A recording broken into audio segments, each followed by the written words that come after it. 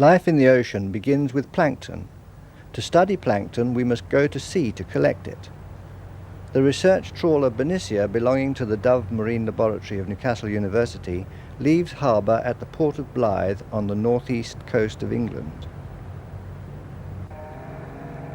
5 miles offshore, a plankton net is lowered over the side to catch plankton. It's lowered down to the seabed and then hauled up, filtering the water on the way. The cloth of the net is quite fine, depending on what one wants to catch. In this case, the mesh aperture is 60 microns and will catch plant plankton, or phytoplankton.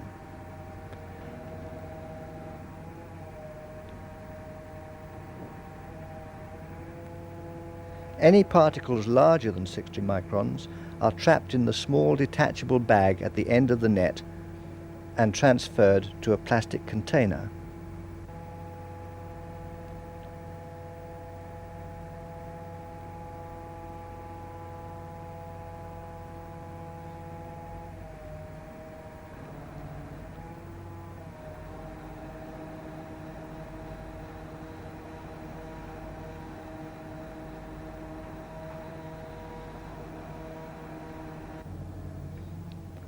Larger nets with a coarser mesh catch bigger animals.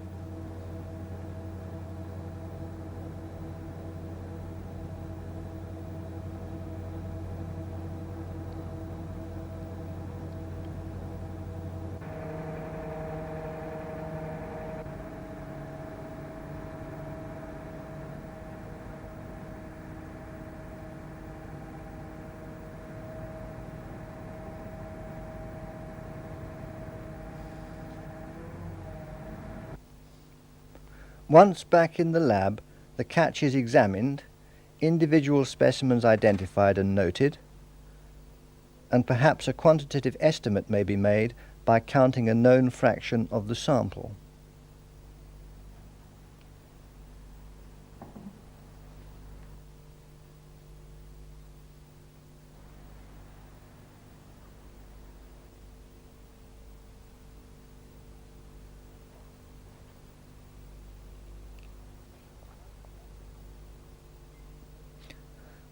Phytoplankton forms the green photosynthesizing basis of marine life. There are plant successions in the plankton, just as there are on land, and in the North Sea this Halosphaera is one of the earliest plants of the year.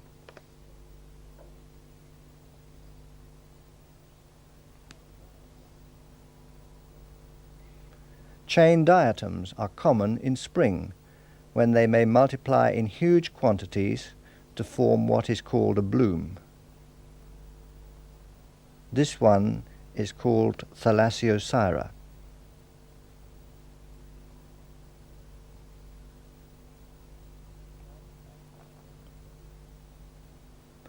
Dinoflagellates then succeed them and persist until the autumn.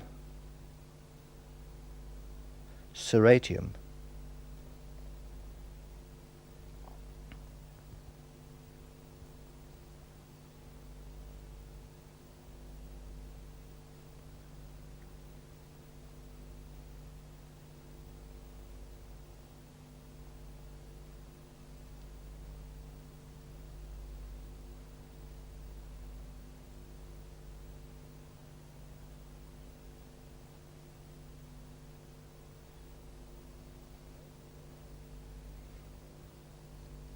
Most of the animal kingdom is represented at some stage in the plankton. This is a larval jellyfish, Aurelia.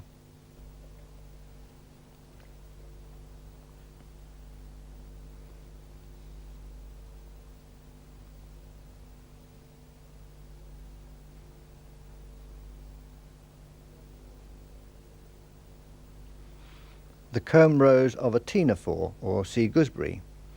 These animals have 8 such rows. This specimen is of Pleurobrachia.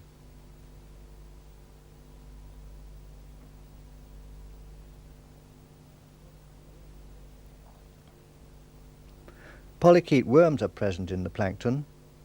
Even when the adults are not free swimming, the young worms may be so for a short time. These are a species of Nereus.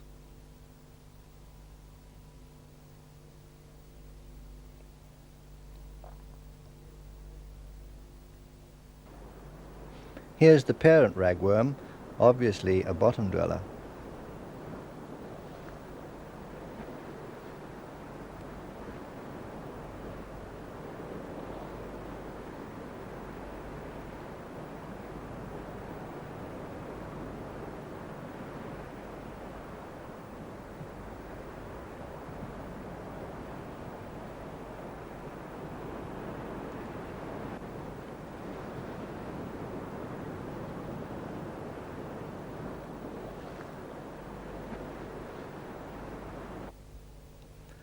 A few polychaete worms are planktonic all their lives.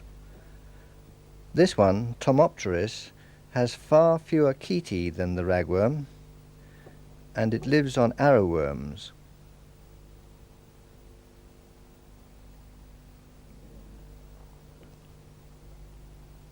And here is an arrowworm, Sagitta.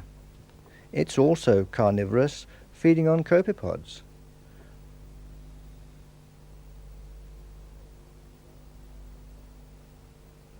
The head is surrounded by strong bristles for grasping prey. Behind the head, a pair of gastric pouches.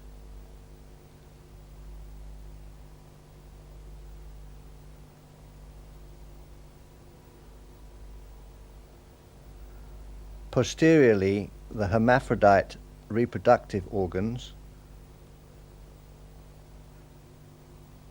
and a post-anal tail.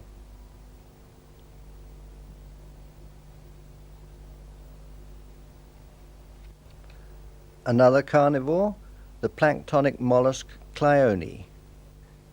It's one of the sea butterflies, and although it's a mollusk, it's without a shell of any kind. The head here is pointing downwards.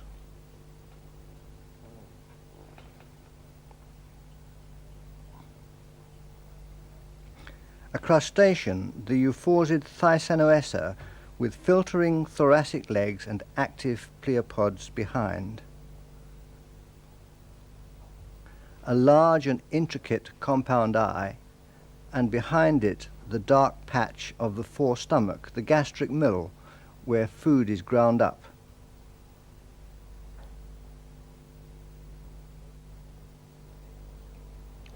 And this is the filtering grid on the legs of the thorax.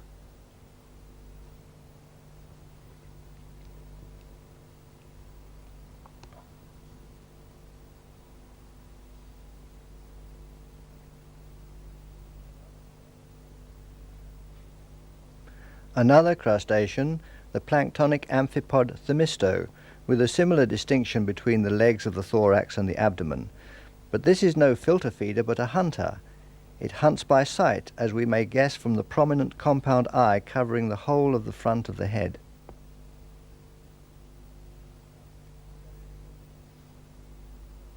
Now, several copepods. These are the rabbits of the sea, the main grazers. This one is called Temera.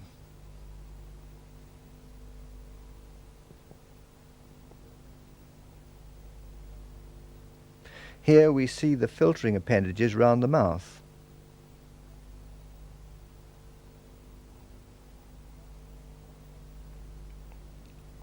In Acacia, another copepod, we see the single median eye as a dark spot at the front of the head.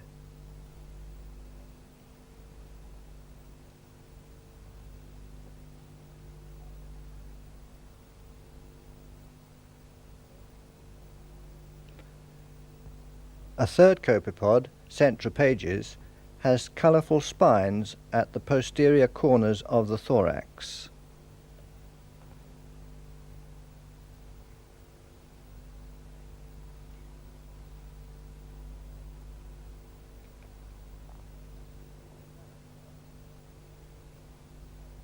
And now the best known of all copepods, Calanus. The long canal filling the body is the animal's store of oil. Where the narrow abdomen joins the thorax is the dark opening of the oviduct. There. So this one is a female.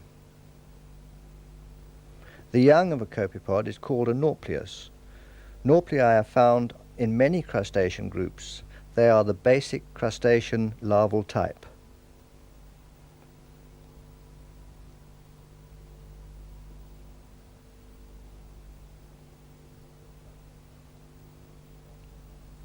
Different crustacea now. These are small seasonal cladocerans called evadni. They are related to the freshwater Daphnia. They are found only in the summer. Like Daphnia, the species overwinters in the egg stage.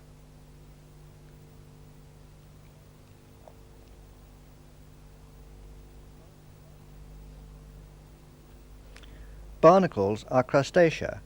This is shown by the larvae, which are also nauplii.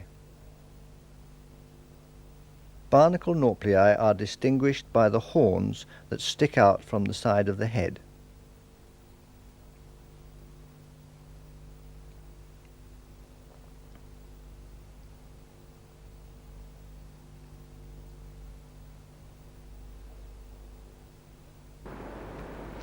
Adult barnacles are not obviously crustaceans and were once thought to be mollusks, until the discovery of their larvae in the plankton proved otherwise. The little heart beats under the flying carapace of this hermit crab larva.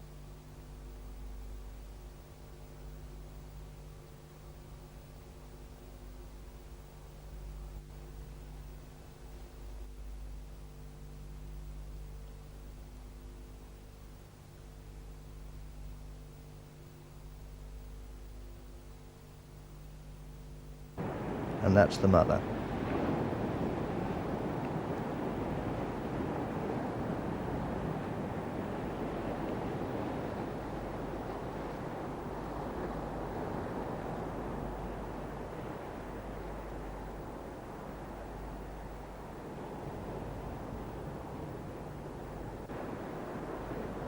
The true crab carries her eggs under her folded abdomen.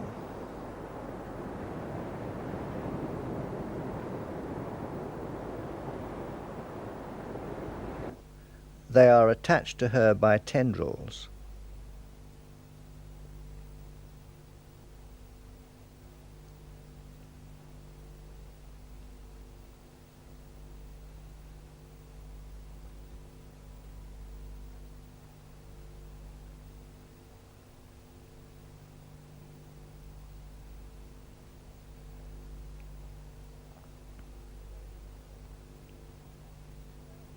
From each egg will hatch a crab larva, the zoea, with a spiny rostrum and a spine on its back.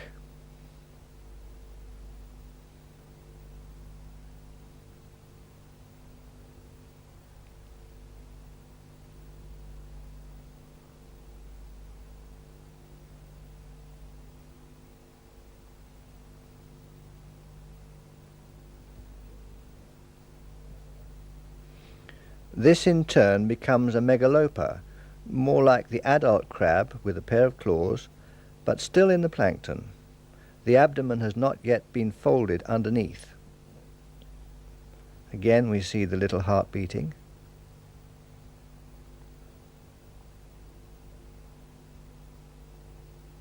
Moving to something completely different, these are the early embryos of the starfish Asterias. This is a later stage.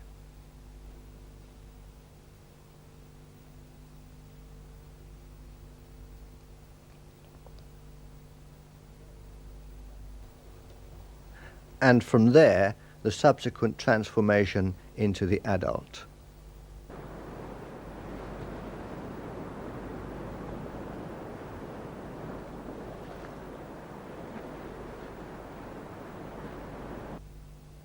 All of our commercial fish produce a planktonic egg, with the single exception of the herring.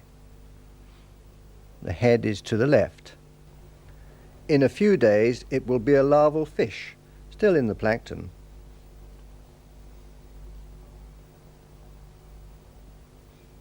Cod, haddock, whiting, plaice, sole all produce floating eggs.